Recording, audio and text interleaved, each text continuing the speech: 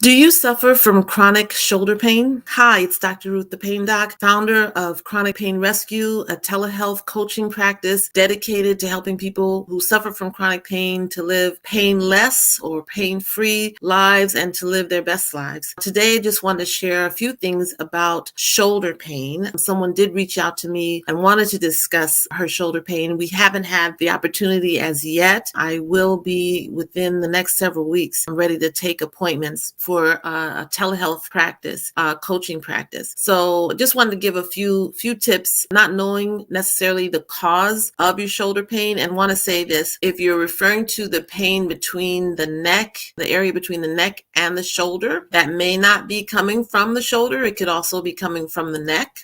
So that's a different thing to me than actually having shoulder pain from the shoulder joint. There could be various things causing it. I don't know the details for you per se, but you could certainly have osteoarthritis or other types of arthritis. You could have a rotator cuff tear. Like one of the tendons of the muscles that support the shoulder could be partially or totally torn. And there's also something called frozen shoulder. You have your bones, that's the ball and socket joint that's between the humerus, the head of the humerus bone of your arm, and the glenoid fossa of your scapula, that's the cup that holds that ball. And then there are the tendons, which are attached, or portions of the muscles that move the shoulder joint. Then also right around that is a capsule. It's made of connective tissue, and sometimes that gets inflamed. And when that happens, not only the individual who can't fully move their arm, but an examiner, when lifting the arm, cannot fully move it. That's when you have what we call a frozen shoulder or adhesive capsulitis. So, and there could be some other reasons, but those are three, the main ones that I can think of.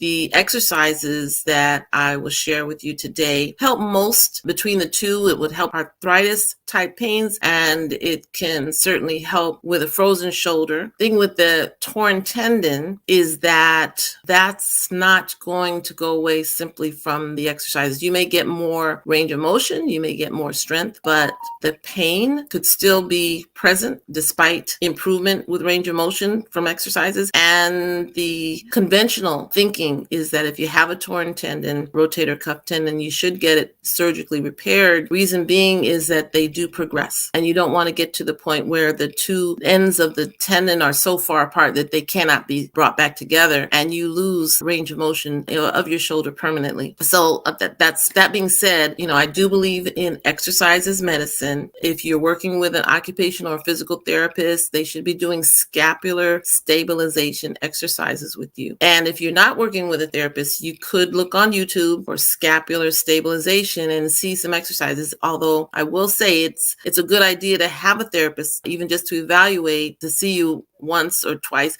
just to make sure you're doing the exercises correctly, because you don't want to do them incorrectly and then, cause some other problem. But for just range of motion, not necessarily strengthening exercises, some simple things that you could do would be something we call Codman's exercises, where when you're standing and your arm is down by your side, and you start just making small circles, say first in a clockwise direction, and then make larger and larger and larger circles. Okay, that's one. And when you finish in that one direction, then go the other direction, counterclockwise. Again, starting smaller and then larger and larger circles. That's one exercise that is good for helping with your range of motion and does not cause pain. Another one would be wall climbing, where next to a wall, you just use your two fingers, your index finger and middle finger, and just climb up the wall with your hand as far as you can go, just to the point of pain, and bring it down, and just do that several times. And maybe the next week you do that and go a little further. All right. So just that would help increase the range of motion in your arm or your shoulder. That's all for now. Again, if anyone would like me to discuss any issues that you have, I'd be glad to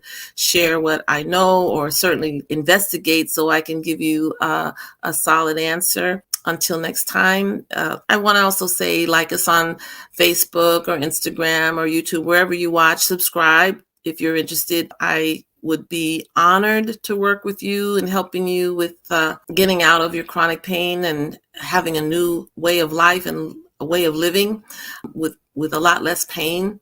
If you can imagine your life without the pain, what is it that you would really want to be doing? I would love to help you reach your goals. Until next time, peace and blessings.